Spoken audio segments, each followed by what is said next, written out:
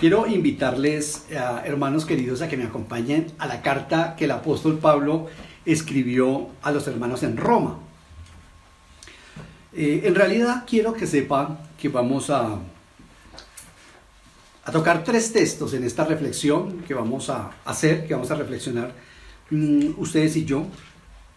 Son tres textos, vamos a un texto de Romanos, a Números, y luego vamos a ir a Isaías. Digamos que esos son los tres textos que quisiera compartir hoy con ustedes. En Romanos capítulo 13, voy a leer desde el versículo 1. Les animo a que vayamos a Romanos 13, 1 y recordarles que ojalá lo hagan en la versión oficial que tenemos en Musú, o en la Iglesia Bíblica Cristiana que está en Musú, que es la nueva versión internacional, la NBI. La usamos así porque es una versión muy clara. Dice Romanos 13:1, voy a leer. Dice: todos deben someterse a las autoridades públicas, pues no hay autoridad que Dios no haya dispuesto. Así que las que existen fueron establecidas por Él. Por lo tanto, todo el que se opone a la autoridad se rebela contra lo que Dios ha instituido.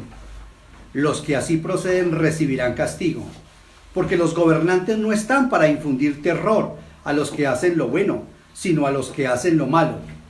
¿Quieres librarte del miedo a la autoridad? Haz lo bueno y tendrás su aprobación, pues está al servicio de Dios para tu bien.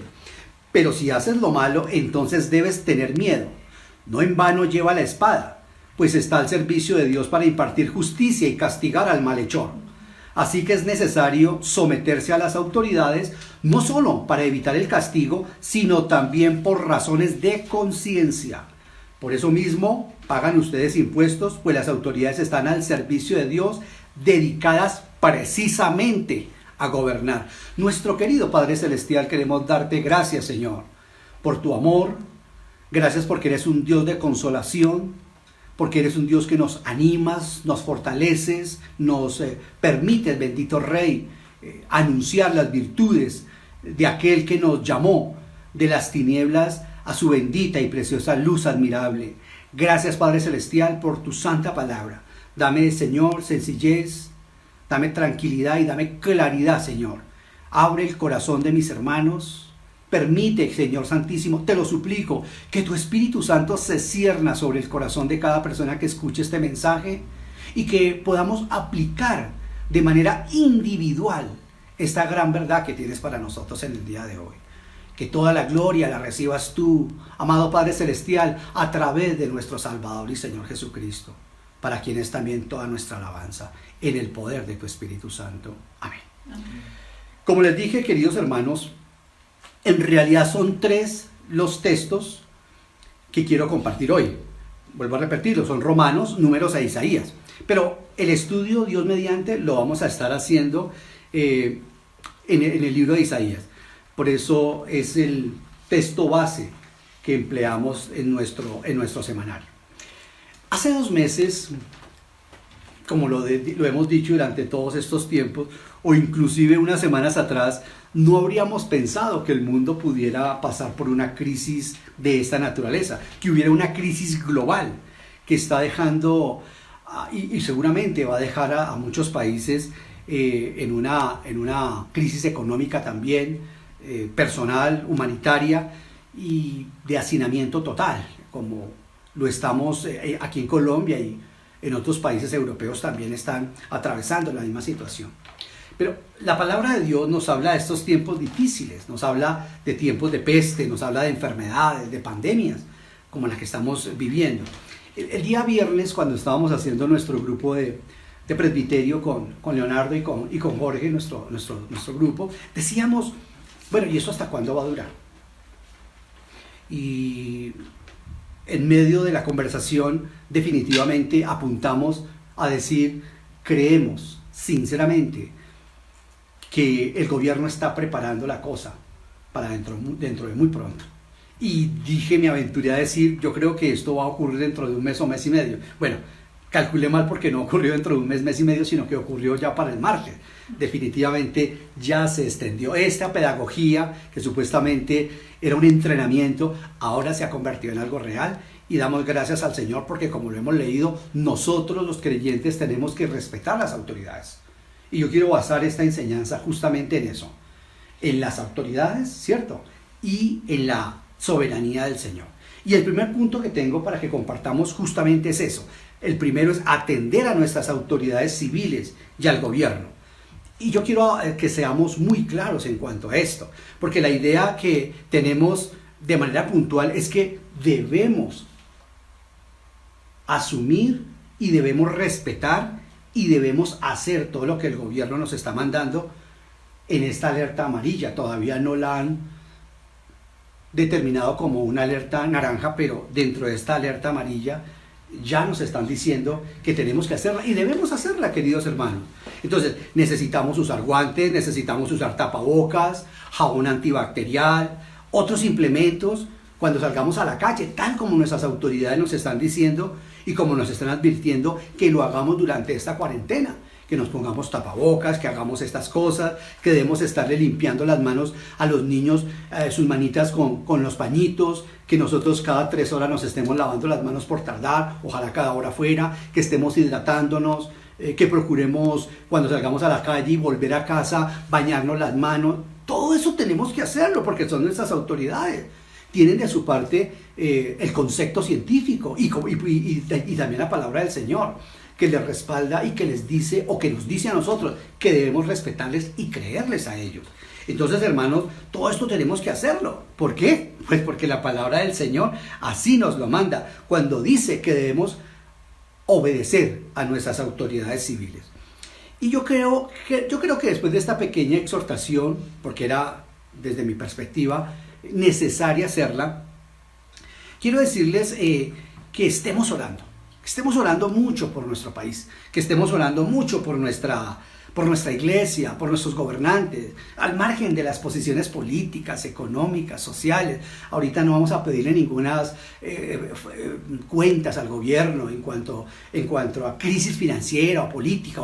No, ahorita lo que queremos, pedimos y suplicamos es estar todos orando. Esa es la labor de nosotros los cristianos, esa es la labor de nosotros la iglesia, pedir al Señor que se esté glorificando en la vida de cada una de las personas y por extensión de nosotros mismos.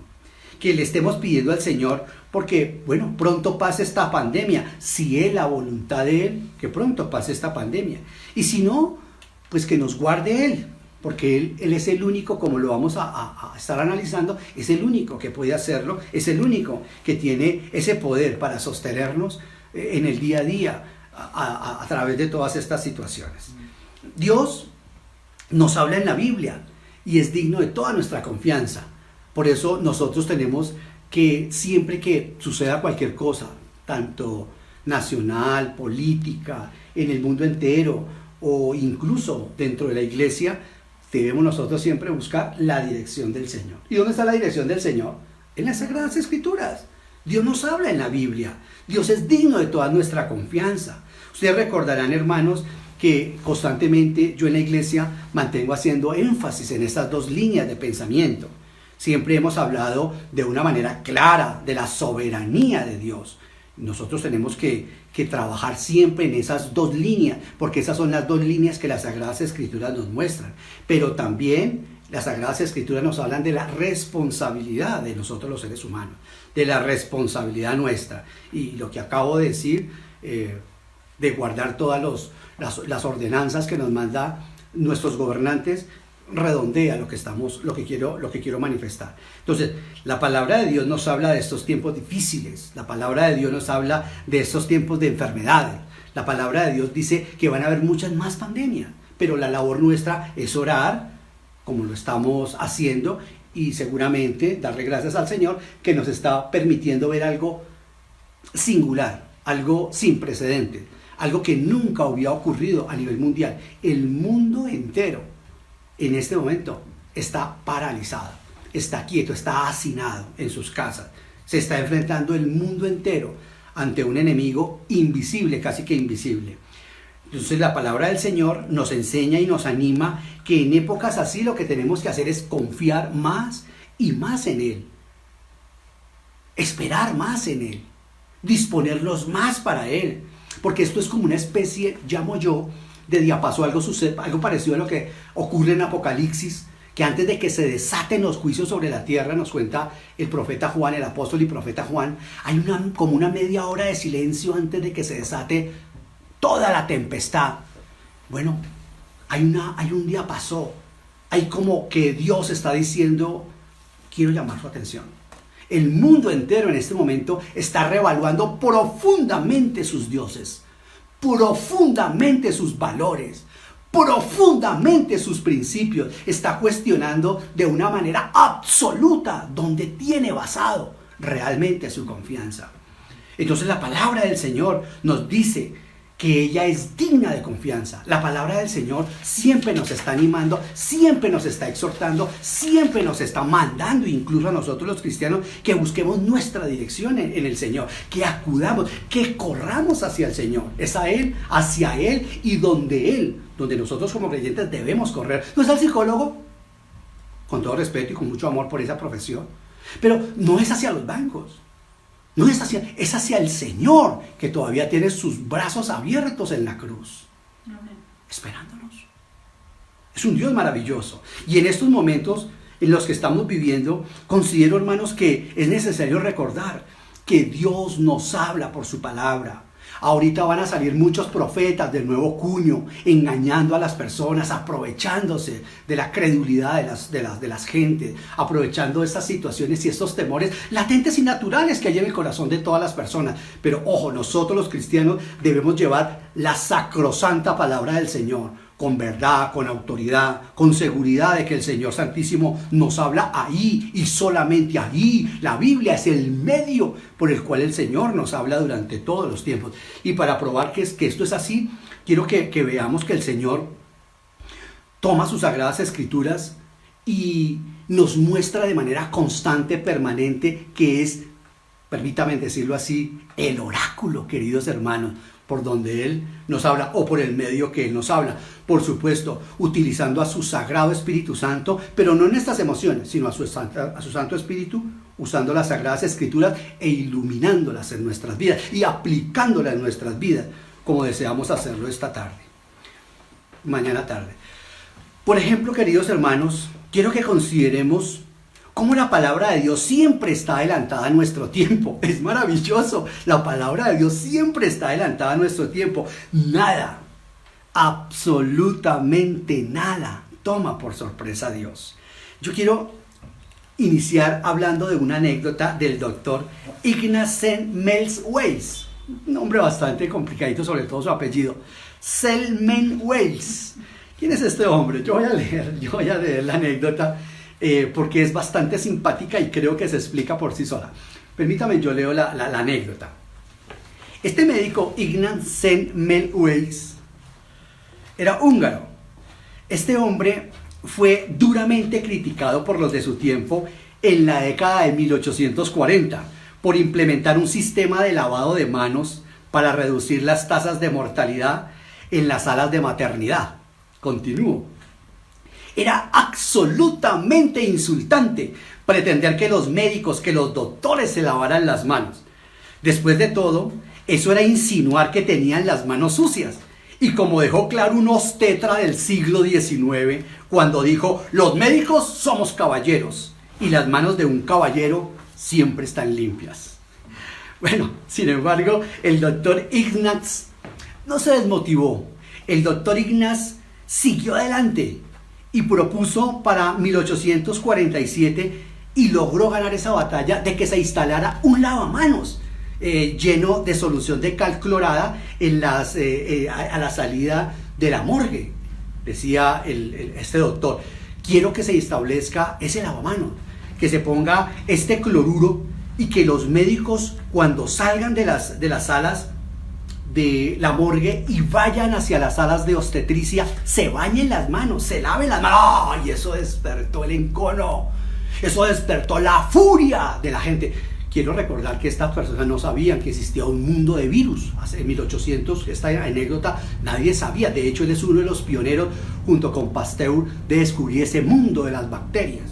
Este es uno de los pioneros. No voy a contar toda la historia, simplemente para lo que estamos viviendo. Entonces este hombre logró ganar esa batalla y logró que se colocara, como les repito, un lavamanos con solución de cal clorada en las salas de obstetricia, allá en el Hospital General de Viena, en Austria, y comenzó a salvar la vida de muchas mujeres con estas 3 simples palabras: lávense las manos. Fueron las 3 palabras con las que ese hombre empezó a salvar miles y miles de vidas de mujeres. El doctor Ignaz notaba que los médicos que manipulaban los cadáveres de la morgue pasaban a las salas de obstetricia del hospital para atender a las mujeres en sus partos sin bañarse en las manos. Cuando logró conseguir finalmente, como les dije, la lucha la ganó él y finalmente colocaron estos lavamanos en las diferentes salas, una para llegar a la otra. Escuchen esto. En cuestión de un mes, eso es un registro histórico, lo estuve leyendo esta semana. En cuestión de un mes, las tasas de mortalidad se redujeron del 18% de muertes en madres que estaban de parto al 2%. En realidad era el 18,3% de mujeres que se estaban muriendo. Y él las redujo en un mes, con el solo hecho de lavarse las manos, al 2%. Si los resultados, queridos hermanos, de esa experiencia y de las que siguieran hubieran convencido a los colegas de su tiempo, porque los colegas de su tiempo lo hicieron solamente en el departamento de obstetricia, en las salas de obstetricia, pero los demás departamentos tenían la ciencia que esperar todavía muchos más años para descubrir este tema de los gérmenes. Tenía que aparecer Pasteur y enseñarnos que en efecto existía ese mundo de los virus. Y era impresionante. Enfortunadamente, este hombre lo logró, él era cirujano, para el departamento de él. Y la ciencia, pues repito, infortunadamente tuvo que esperar muchos años para que se hiciera las medidas sanitarias e de higiene en los hospitales como hoy en día se hacen. De manera resumida, hermanos, es impactante lo que este doctor Ignaz consiguió, porque cada 6 mujeres, dice el relato, dice que notó que cada 6 mujeres que venían a exámenes a ser atendidas, morían. Una de cada 6 mujeres moría. Y que todas morían por esa infección. Y bueno, nosotros podemos darnos cuenta de lo que hoy en día está ocurriendo. Deseo, queridos hermanos, para redondear esta primera idea, de que la palabra del Señor es más fresca que las noticias del tiempo del día de mañana. Son más frescas la palabra de Dios que las noticias de mañana. Y que me acompañen, por favor, al libro de Números. Dije que eran 3 textos los que íbamos a citar. Solamente uno vamos a exponer y 2 estoy solamente citando. Vayamos al libro de Números, capítulo 19. Es impresionante. Yo no voy a entrar a explicar nada porque creo que es demasiado claro lo que vamos a ver acá.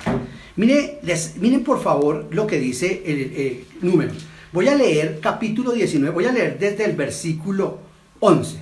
Dice así la poderosa palabra del Señor. De hecho hay un título ahí que dice el uso de agua de la purificación. Versículo 11. Quien toque el cadáver de alguna persona quedará impuro 7 días. Para purificarse los días terceros y séptimo usará el agua de la purificación y así quedará puro. Pero si no se purifica durante esos días quedará impuro. Quien toque el cadáver de alguna persona y no se purifique, contamina el santuario del Señor. Tal persona será eliminada de Israel, pues habrá quedado impura, en una palabra infectada, quedará impura por no haber recibido las aguas de la purificación, por no haberse lavado, por no haberse bañado. Esta es la ley que se aplicará cuando alguien muera en alguna de las tiendas. Todo el que entre en la tienda y todo el que se encuentre en ella quedará impuro 7 días. Toda vasija que no haya estado bien tapada también quedará impura. Ahí quedaban los microbios, ahí quedaban los virus. Si Israel hace 4.000 años que iba a entender esto. Si hace 200 no se entendía, mucho menos hace 4.000. Versículo 16. Sigue diciendo el Señor. Quien al pasar por un campo toque el cadáver de alguien que haya sido asesinado o que haya muerto de muerte natural, o toque huesos humanos o un sepulcro, quedará impuro 7 días mientras moría el virus. Quedará impuro 7 días. Para purificar a la persona, continúa diciendo el Señor, que quedó impura o infectada, en una vasija, vean lo que dicen, en una vasija se pondrá un poco de la ceniza del sacrificio expiatorio y se le echará agua fresca, que se lave las manos con agua y jabón. Después de esto, alguien ritualmente puro, ¿no? Los que no están contaminados, alguien ritualmente puro tomará hisopo, lo mojará en el agua y rociará la tienda, es decir, lo que están haciendo hoy en el mundo entero, desinfectando, y rociará la tienda y todos sus utensilios y a todos los que estén allí. También se rociará al que haya tocado los huesos humanos, el sepulcro o el cadáver de alguien que haya sido asesinado o que haya muerto de muerte natural. El hombre ritualmente impuro, o sea, infectado. El hombre ritualmente el hombre ritualmente puro, gracias, rociará a la persona infectada, rociará a la persona impura. Mira lo que está ocurriendo. Las noticias del Señor son más frescas que la prensa de mañana.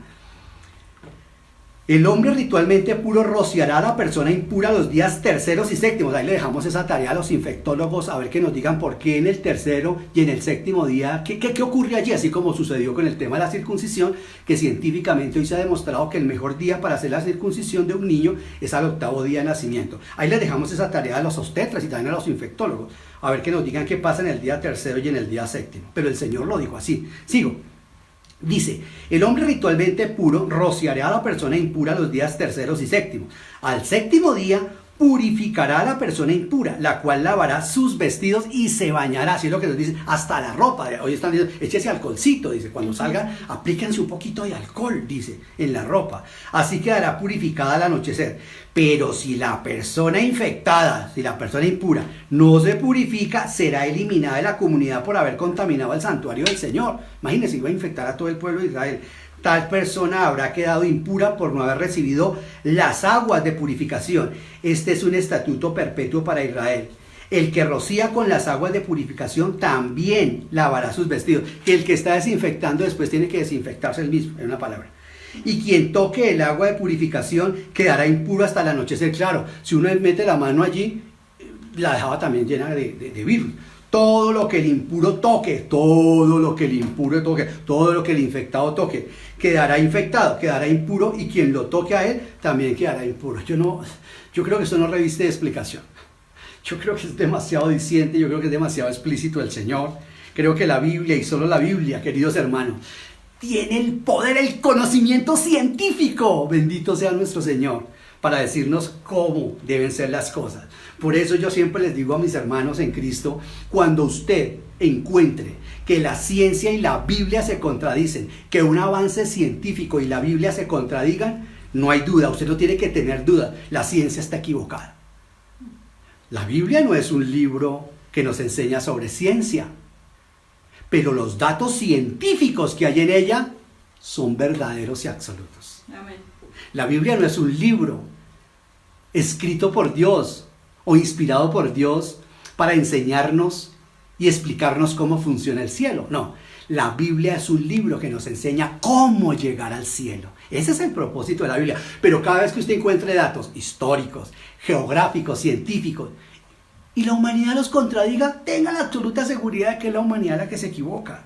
De manera, queridos hermanos, que 4000 años después teníamos que esperar muchísimos miles de años hasta que llegaran estos científicos y descubrieran ese mundo de los microbios, ese mundo de los virus que hoy nos tienen confinados y que hoy nos tienen a todo el mundo haciendo incluso sermones sobre ello. Bueno, ese es uno de mi primer punto que quería, no para ganar su confianza nuevamente en las Sagradas Escrituras, pero de pronto hay personas que no son creyentes y que por las cosas del Señor llegan a escuchar este mensaje y van a decir, oye, ¿cómo así? Espere a ver, o sea que sí merece la Biblia ser fusilada nuevamente frente al paredón de la ciencia. Le animo a que lo haga. Ahora quiero que nuestro tercer texto, y ahí nos vamos a quedar, quiero que nuestro tercer texto me acompañen a Isaías, que es el texto base con el cual deseo que así con la misma credibilidad, con la misma autoridad, con que hemos visto Isaías 46, que el Señor nos habla, que su palabra es digna de confianza, que es la Biblia, lo divino, lo verdaderamente divino que hay aquí en la tierra, que parece un libro normal, ¿eh? Pero es un libro sobrenatural. Y este segundo punto yo lo he llamado: confíen en el Dios verdadero que nos librará también de todas estas situaciones que estamos viviendo. Ahí en Isaías 46, 1 al 4, nosotros en este texto maravilloso y precioso, dice el profeta, voy a leerlo todo y después lo vamos a explicar rápidamente. Dice el versículo 1, Bel se inclina, Nebo se somete, sus ídolos son llevados por bestias de carga, pesadas son las imágenes que por todas partes llevan, son una carga para el agotado. Todos a la vez se someten y se inclinan. No pudieron rescatar la carga y ellos mismos van al cautiverio. Escúcheme, familia de Jacob, todo el resto de la familia de Israel, a quienes he cargado desde el vientre y he llevado desde la cuna. Aún en la vejez, cuando ya peinen canas, yo seré el mismo, yo los sostendré, yo los hice y cuidaré de ustedes. Los sostendré y los libraré. Queridos hermanos, así como la Biblia nos dice que debemos respetar a las autoridades públicas y valorar, por supuesto, el avance científico que Dios ha permitido, también las Sagradas Escrituras nos dicen que debemos confiar 100% en Dios. Vuelvo y le repito, no olviden que constantemente les estamos hablando de las dos líneas que aparecen en las Sagradas Escrituras, el pensamiento que domina las Sagradas Escrituras, la soberanía de Dios y la responsabilidad de nosotros las personas. Debemos nosotros seguir todas las normas, todos los consejos, todos los mandamientos que nos manda el gobierno. No voy a volver a hacer énfasis en eso, pero ahora debemos también obedecer, no el 99.9 al Señor, sino el 100%. Y permítanme primero, hermanos, antes de entrar a explicar y a exponer este pasaje, permítanme como lo enseño y como también lo pido a mis hermanos que predican la palabra del Señor, que contextualicen este pasaje, bueno, que contextualicen todos los pasajes que vamos a predicar, porque ustedes saben y deben entender que para poder hacer una aplicación correcta, que realmente digamos Dios habló, pues es imprescindible que hagamos una exégesis correcta. Y el principio de esto es, no se trata, como infortunadamente hoy andan diciendo muchos por ahí, no se preocupen hermanos por el coronavirus, que ninguna plaga tocará tu morada. Así lo promete el Señor en el Salmo 91 y bla, bla, bla, y bla, bla, bla. Claro que el Señor habla así, claro que ese texto está allí. Y esta gente dice, y decretamos que el virus se metió con quien no debía meterse, se metió con la iglesia. Hermanos, yo digo esto con mucho respeto, pero nosotros tenemos, hermanos, perdónenme que les diga esto, pero no debemos escuchar esas, perdónenme la palabra que voy a decir, discúlpenme, no digamos esas tontadas, hermano, que lo único que hacen estas personas es desinformar y traer, como dice el apóstol Pablo, afrenta sobre el nombre del Señor Jesucristo. Más bien nosotros seamos, ¿cierto?, correctos, coherentes, entendiendo lo que las Sagradas Escrituras dicen, y para ello necesitamos siempre, en todos los casos, contextualizar las Sagradas Escrituras para ver dónde se encuentra ese pasaje. Y en este pasaje yo quiero hablarles de todo el contexto que se estaba viviendo en este momento. El profeta Isaías, de parte de un verdadero profeta, sí era un verdadero profeta con P mayúscula. Este era un profeta de Dios y estaba hablando de parte del Señor y estaba preparando a Israel para la liberación y les exhorta a detestar los ídolos que habían conocido y habían visto en toda Babilonia y a poner otra vez la confianza en el Señor. Digamos que ese es el contexto en el que nos encontramos. Les recuerdo, queridos hermanos, que del capítulo 1 al capítulo 39 de Isaías, el profeta nos viene hablando del juicio que Dios le está prometiendo a la nación de Israel. Le está diciendo, los estoy amenazando con una invasión. Dios los amenaza con una invasión por parte de Babilonia.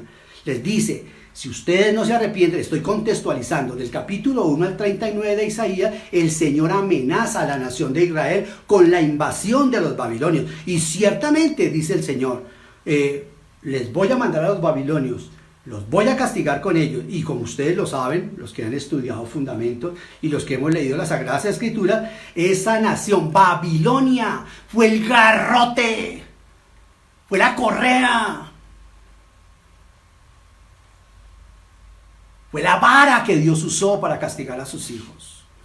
Les dio una paliza inolvidable y terrible a sus hijos, a la nación de Israel. Y terminar el Señor permitiendo que se llevaran o que se los llevaran en cautiverio. Ese es el contexto. Y es por eso que Jeremías dice en su libro de Lamentaciones, después de ver la destrucción y después de ver el exilio de Jerusalén, ahí en el libro de Lamentaciones de Jeremías, quien vivió en los tiempos, Isaías no vivió en esos tiempos, pero los profetizó porque finalmente era el Señor. Pero Jeremías, otro profeta, sí los vivió, sí los vio. Él estuvo allí, también estuvo profetizando y amenazando. El Señor los amenaza, el Señor les dice que si no se arrepienten, la nación de Israel no se arrepintió, la nación de Israel creyó que era mentira, que como en otro tiempo el Señor les había perdonado, esta vez los iba a perdonar. Por eso el profeta Jeremías dice en Lamentaciones, después de ver la destrucción y el exilio, queridos hermanos, a los que fue sujeto Jerusalén, dice, esta vez no quiso perdonar Jehová. Impresionante palabra que está en el libro de Lamentaciones. Y a partir del capítulo 40, queridos hermanos, comienza a profetizar el profeta Isaías sobre la consolación, la restauración de Judá. Y dentro de este contexto es importante entender, ya aquí en el capítulo 46, es necesario que entendamos, ya lleva 6 capítulos o 5 capítulos el profeta Isaías, hablando sobre la consolación, sobre la restauración de la nación. Ya estaban ellos aquí en el cautiverio, ya estaban ellos allí, y el Señor empieza a preparar a la nación, porque van a salir de la cautividad. Entonces digamos que ese es el contexto en el cual encontramos este pasaje.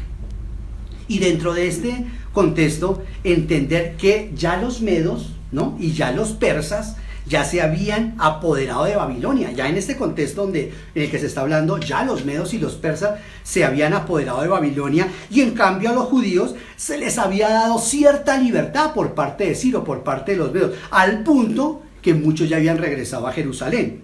Como es obvio, entonces, la nación estaba, cuando vuelven estos judíos a Jerusalén, la nación estaba completamente en ruinas, como pienso que muchas después de esta pandemia y después de todas las situaciones que van a venir, van a quedar. Y ustedes saben que levantar una nación totalmente empobrecida y económicamente arruinada, pues no iba a ser una tarea fácil, para nada. Entonces, pensemos cómo quedarán esas naciones también, o nuestro propio país, pero también pensemos cómo quedarán muchos hogares, muchas familias, después de esta dura recesión, de este duro momento en el cual se ha detenido prácticamente el mundo entero. Entonces, queridos hermanos, Judá había quedado peor y tenía que comenzar otra vez la reconstrucción de su nación. Una nación, repito, queridos hermanos y amigos que nos escuchan y familia que me oye, una nación que había quedado completamente empobrecida. Debían levantarse como país nuevamente, debían comenzar, como se dice popularmente, debían comenzar de cero. Y es el contexto cuando Isaías les recuerda a ellos, a la nación de Israel, que tienen un Dios, que es el Dios verdadero. Les recuerda a la nación que la nación de Israel tienen un Dios, que es el Dios verdadero, que es el Dios viviente, en el cual ellos pueden confiar, en el cual ellos pueden poner su esperanza. Y quise, queridos hermanos, explicar esto porque dentro de este contexto es un poco esforzado en predicarlo de esta forma, pero era necesario, queridos, porque aquí en este contexto es donde aparece la preciosa y maravillosa promesa del Señor. Allí en el versículo 1 dice: Bel se inclina y Nebo se somete. Isaías 46:1. ¿Quiénes eran Nebo y quiénes eran Bel? Pues eran los ídolos más famosos de Babilonia. Esos eran los ídolos que ellos tenían allí como sus dioses. Y dice, sigo leyendo, dice: sus ídolos son llevados por bestias de carga. Aquí los persas, en este contexto, vuelvo y repito, ya se habían apoderado de Babilonia y ellos no tenían ídolos, los persas no tenían ídolos como los babilonios. Los persas, recuerden que los persas, de acuerdo a la religión de Zoroastro, ellos adoraban era al sol. Los persas adoraban al sol y no tenían esas estatuillas, ni se dejaban manejar los medos y los persas, especialmente los persas, por esas estatuillas que tenían los babilonios, porcelanas y todas esas cosas. No. Ellos adoraban directamente al sol. Lo único que ellos no tenían imágenes del sol, ellos no hacían imágenes del sol, ellos adoraban directamente al sol. Claro, también eran idólatras, porque adoraban a una criatura del Señor. Entonces, y no se pueden adorar a ninguna criatura. Entonces lo que nos está diciendo aquí el texto es que los persas se los llevaron a estos ídolos, se los llevaron, pero se los llevaron como parte del botín, no para adorar a estos ídolos, se los llevaron como parte del botín de guerra, no como algo sagrado, porque para ellos eso significara que fuera sagrado, no, para ellos se los llevaron porque era su tesoro. Es una obviedad, se los llevaron para su nación. Y cuando los persas se llevaron a estos ídolos, ¿y por qué se los llevaron? Porque estaban hechos de oro y de plata. Ellos lo que les importaba era fundir esas estatuas, sacar el metal, que era lo que a la postre hicieron, y utilizarlo para su propia, como ganancia de guerra. Por eso dice que fueron llevados esos ídolos, pero mire cómo dice la palabra del Señor. Dice que fueron llevados en bestias de carga. No sobre los hombros de las personas para adorarlos, sobre bestias de carga. En una palabra, estos ídolos fueron puestos en carretas jaladas por caballos. Usted se puede imaginar un babilonio mirando eso, lo que le estaban haciendo a su Dios, arrastrándolo. Eso nunca lo hicieron con el arca del pacto. Jamás pudieron, al contrario, cuando el arca del pacto cayó, porque el Señor lo permitió, cayó en manos de los filisteos, el arca hizo destrozos dentro de los filisteos. Pero aquí estos dioses iban con la cara hacia el piso y jalado por bestias de carga. Miren la humillación tan impresionante y el retrato a colores que nos muestra las Sagradas Escrituras de la invasión que los medos y los persas hicieron sobre los babilonios. Había llegado la liberación de Israel y había llegado la hora del castigo de Babilonia, porque les recuerdo que a Babilonia, así como lo dije ahora rato, que Babilonia fue el garrote que empleó el Señor para castigar a su pueblo. A Babilonia se le fue la mano y el Señor se lo dice al profeta Habacuc: yo voy a levantar también a un pueblo que castigará duramente a los babilonios. Y en efecto a los babilonios se les fue la mano castigando a los judíos, y ahora vienen los medos y los persas y hacen toda esta extradición y ese maltrato desde la perspectiva babilónica a los dioses de ellos. Entonces, queridos hermanos, nosotros vemos cómo estos persas cumplieron la profecía que el Señor dice. Sigo en el versículo 1, dice: pesadas son las imágenes que por todas partes llevan, son una carga para el agotado. Aquí, para poder entender este versículo, tenemos que echar mano de un contexto histórico. Resulta que cuando estaban los babilonios en sus fiestas paganas y los judíos en Babilonia, ¿qué hacían ellos? Llamaban a los judíos y ponían a Nebo y a Bel sobre los pobres hombros de los judíos, y les tocaba cargarlos en las fiestas, algo parecido a lo que le tocó hacer Sansón, servir de payaso, ¿no? De arlequín, de mamarracho, ¿no? A los filisteos cuando cayó prisionero. De la misma manera, estos judíos que no quisieron adorar al verdadero Dios, les tocaba sobre sus hombros cargar a estos dioses, mientras los babilonios aplaudían y estaban dentro de sus fiestas paganas. Ahí para entender un poco mejor el contexto de por qué dice las Sagradas Escrituras: pesadas son las imágenes que por todas partes llevan, son una carga para el agotado. Por supuesto, porque los judíos estaban agotados, empobrecidos en Babilonia, esclavizados, y como si fuera poco les tocaba cargar estos dioses. Y eso es impresionante, porque aquí se me ocurre, queridos hermanos y amigos que me escuchan, un pensamiento profundo. Así pasa con los seres humanos hoy en día. Y no solamente por el tema de la pandemia, pero la gente hoy en día no quiere arrodillarse ante el Señor. Y la persona que no quiere arrodillarse ante el Señor debe arrodillarse ante el mundo, debe arrodillarse ante los demás hombres, debe estar humillado delante de los demás hombres. Y hay muchos cristianos, infortunadamente, también tengo que decirlo, que no quieren arrodillarse delante del Señor, y tendrán que estar entonces de rodillas delante de sus jefes, delante del dinero, delante del trabajo, delante de las circunstancias. Dios nos pide que estemos de rodillas delante de Él para poder permanecer firmes delante de las circunstancias, firmes delante de nuestros jefes, firmes delante de nuestra sociedad, firmes delante del mundo. Ese es el contexto y esa es la aplicación verdadera que el Señor nos quiere invitar. Quiero leer el versículo 2. Dice el versículo 2 del capítulo 46 de Isaías, dice, todos, dice el versículo, permítame, el versículo dice, todos a la vez se someten y se inclinan, no pudieron rescatar la carga y ellos mismos van al cautiverio. Oye, eso significa que los ídolos babilonios van juntos al cautiverio con los babilonios. Lo que está diciendo el profeta es, sus dioses no pudieron salvarlos. Ídolos e idólatras en este momento van cautivos por los persas. Eso es lo que está diciendo.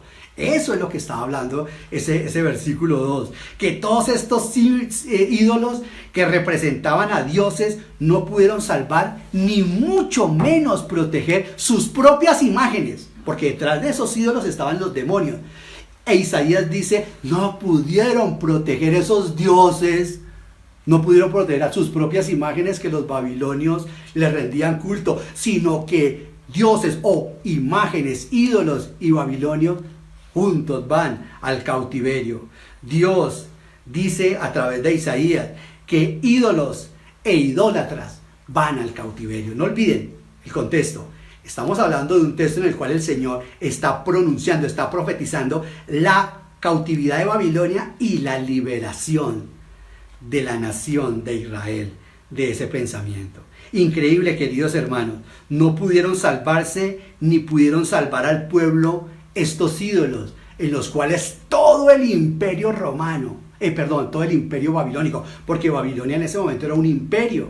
Acordémonos que Babilonia, para este contexto, tenía una de las 7, o tuvo una de las 7 maravillas del mundo antiguo, los jardines colgantes de Babilonia, que según Heródoto eran preciosísimos, los mandó a hacer Nabucodonosor, para que entendamos la magnitud de lo que era Babilonia. Estoy haciendo simplemente una enseñanza aplicativa, pero me gustaría detenerme en esos detalles para ver todo el esplendor de lo que llegó a ser Babilonia, esa cabeza de oro de la que soñó Nabucodonosor. Pero seguimos. Entonces, queridos amigos, en este contexto nos ayuda a ver la grandeza del Dios de Israel, la grandeza del Dios en que Israel confiaba o que Israel tenía, y también el texto nos dice y nos invita a ver la grandeza del Dios que nosotros tenemos, del Dios que nosotros creemos, porque se ha dicho de paso, es nuestro mismo Dios. Es por eso que Isaías pone primero a los ídolos inútiles en el imperio babilónico acá en este contexto y les dice, ahí está su esperanza, que se salven. No pudieron salvarse, que salven al pueblo, mucho menos pudieron salvar al pueblo. Impresionante. Y cuando llegó esa epidemia llamada Ciro, es decir, los medos y los persas, les hizo ver la locura de la confianza que los babilonios tenían en sus ídolos de oro y de plata. El que tenga oídos para oír, que oiga. Tenían su confianza en estos ídolos de oro y de plata. Hoy en día, queridos hermanos, esos mismos ídolos tienen otra forma. No tienen la cara de Nebo, ciertamente. No tienen la cara de Bel. Pero estos mismos dioses hoy en día tienen la forma de billete. Tienen la forma de monedas acuñadas de oro. Y también son inútiles. Es impresionante, queridos hermanos. Es por eso que nosotros debemos entender que estos ídolos también siguen siendo inútiles y verdaderas amenazas a la vida cuando se presentan situaciones como las que estamos viviendo hoy. Pero mire el contraste, queridos hermanos, de que nos hace el versículo 3, de los que confían en ídolos, de los que confían en el dinero, de los que confían en plata. Vea el versículo 3, veámoslo todo. Dice, escúchame, familia de Jacob, todo el resto de la familia de Israel, a quien he cargado desde el vientre y he llevado desde la cuna. Aquí el Señor les dice, a los ídolos los tienen que cargar para llevarlos de un lado al otro, pero a mí nadie me carga, yo cargo a todos. Eso es lo que dice el texto, yo soy el que cargo a todos. Los ídolos tienen pies, dice, pero no pueden caminar, tienen brazos, pero no pueden cargar. En cambio, dice el Señor, Dios Y Dios no solamente carga con nosotros, queridos hermanos. Dios no solamente carga con la humanidad, no solamente carga con la tierra, no solamente carga con el universo, sino carga con todas las galaxias, queridos hermanos. Mire ese contraste, estos ídolos ni siquiera podían moverse. Y Dios dice, yo los cargo, yo los llevo, yo los sostengo. Y cuando la Biblia habla así, de esa manera, que Dios nos carga con todo, nos está hablando de su omnipotencia, atención, de su omnipotencia. Eso es lo que nos quiere decir este texto, el absoluto poder que Dios tiene. Nos dice el Señor que podemos confiar en Él, que si el pecado del mundo Él cargó sobre sus hombros, Él puede cargar también con todos nosotros y con todos nuestros problemas actuales. Con este texto el Señor nos dice que no hay problema que Él no pueda resolver, que no hay carga que Él no pueda llevar. De hecho, Él dice, venid a mí todos los afligidos y descanso hallaréis en mí, dice el Señor. Ese sí es el Dios que nos carga, ese es el Dios que nos soporta. Dios sabe que usted y que yo podemos pensar que nos vamos a morir de hambre, o que nos vamos a morir por falta de dinero, o alguna otra cosa, o por una enfermedad, o nos va a tocar esta plaga. Seguramente, si Él lo permite, así será, queridos hermanos. Pero Él dice, no se preocupen. El Dios en que ustedes creen, dice el Señor en este texto, es un Dios omnipotente, todo lo puede, incluso Él puede sostener la vida. Dice, yo soy la vida, dice el Señor Jesús. Cuando la vida apareció montada en un par de chancletas, dijo, yo soy la vida. Y el apóstol Juan dijo, nosotros tocamos a la vida. Conocimos la fuente de la luz. Nuestras propias manos lo conocieron. Se llama el Señor Jesús. Entonces, queridos hermanos, ya dijimos cuando comenzamos este servicio, debemos cumplir las normas de higiene. Claro que debemos cumplirlas, debemos seguir con las normas sanitarias. No voy a volver a repetir todo eso, debemos hacer eso. Pero ojo, porque hasta un caso concreto vimos en el libro de Números que Dios nos dice que tenemos que tener estos cuidados. El libro de Levítico.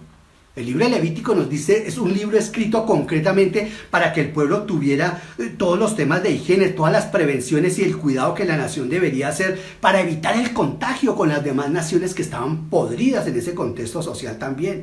Y los israelitas cumplieron y fueron un pueblo sano y fueron un pueblo saludable en medio de los demás países.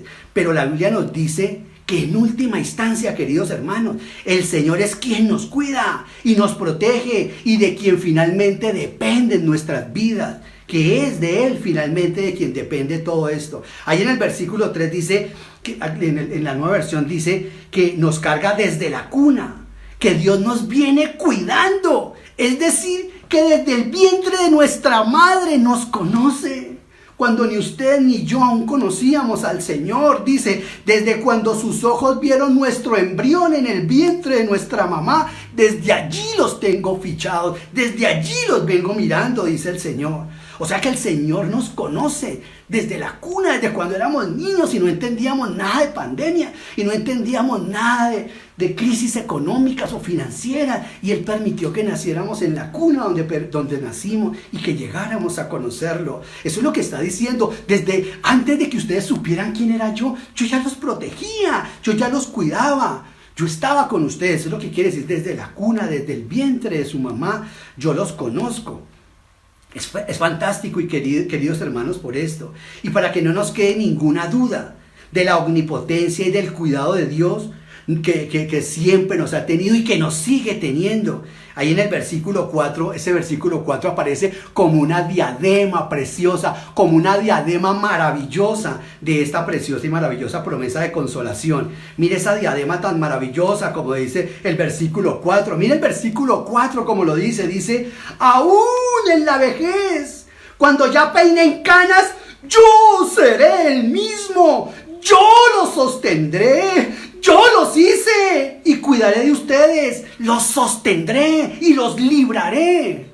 ¡Qué promesa! No solamente desde la cuna, sino a los que son jovencitos, dicen cuando ya estén viejos, canosos o sin pelo. Yo los voy a cuidar, yo los voy a proteger, porque yo los salvé y yo los hice para mí, yo los voy a sostener. Tienen que confiar en el Dios de Israel, debemos confiar en el Dios de los cristianos, debemos confiar en el Dios Todopoderoso, porque así se llama nuestro mensaje.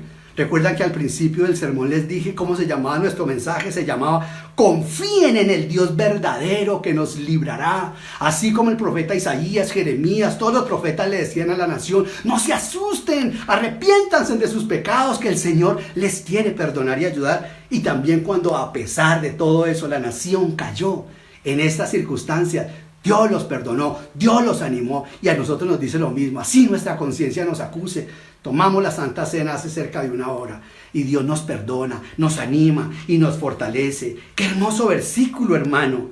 Mire cómo dice: yo los cuido.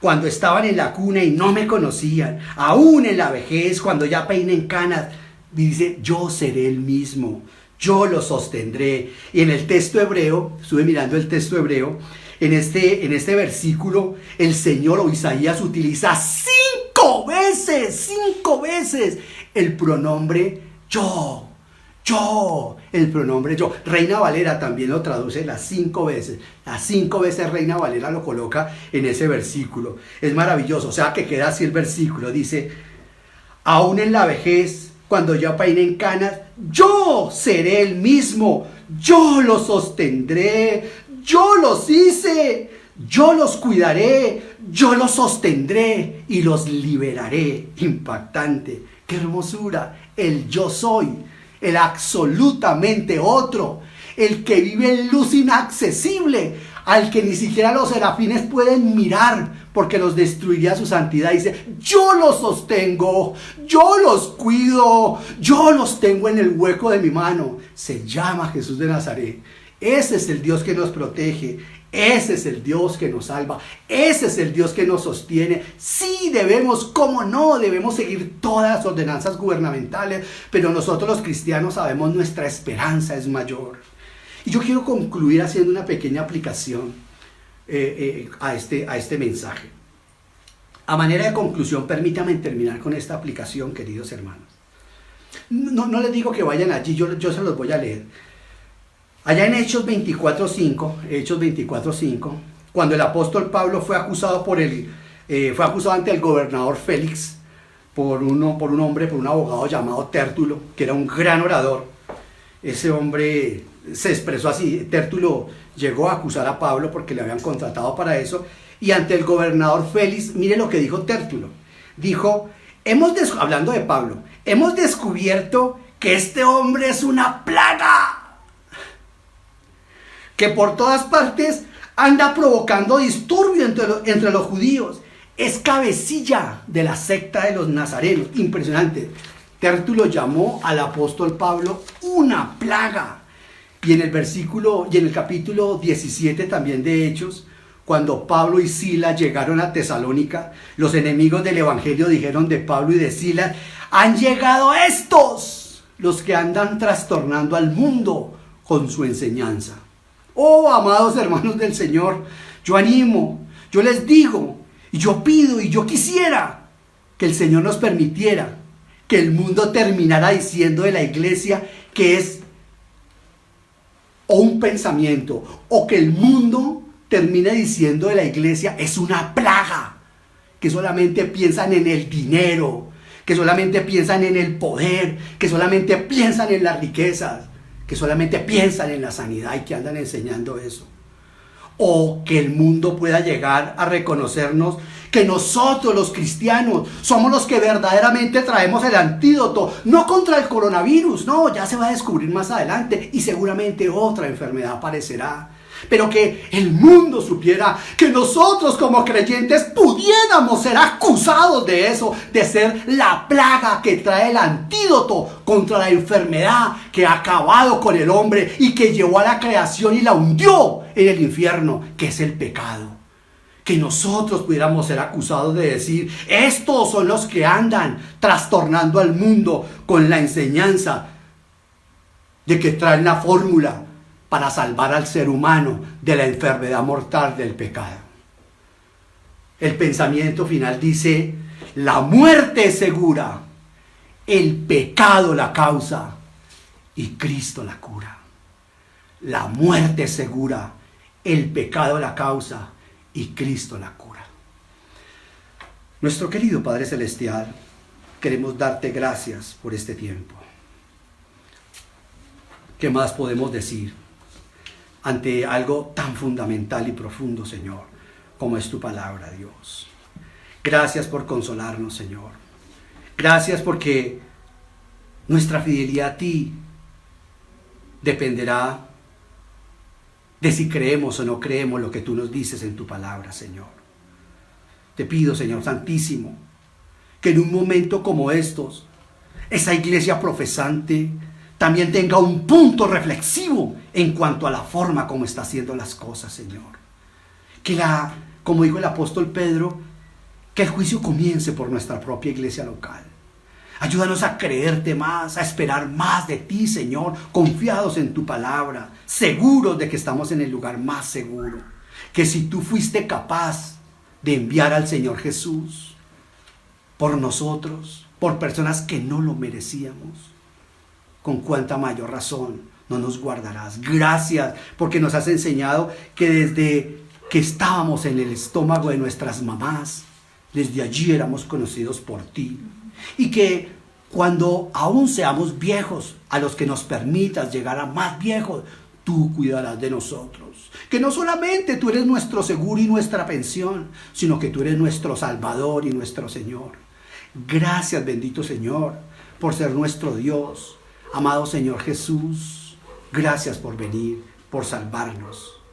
Toda la gloria para ti, Señor Jesús, porque realmente nos has mostrado la verdadera infección que ha acabado con la humanidad y que no se conoció ninguna fórmula, ni en el universo, ni en esta tierra, ni en este sistema solar, diferente a la sangre del Señor Jesús. Gracias, porque finalmente también nos has dado un antídoto para escapar de esa pandemia universal. Toda la gloria sea para ti, Señor, porque nos has enseñado que el pecado también destrozó la creación y el universo. Oh Dios mío, gracias porque el Señor Jesús ha restaurado absolutamente todo. La gloria para Él en la iglesia, la honra para Él, todo el honor para ti, nuestro querido Dios. Gracias por nuestro país. Gracias por estos tiempos en el cual nos permites encontrar cosas maravillosas al reencontrarnos con nuestra propia familia. Bajo la plenitud de tu Espíritu Santo, Padre Celestial, y en el nombre del Señor Jesús te damos las gracias. Amén. Señor les bendiga, queridos hermanos.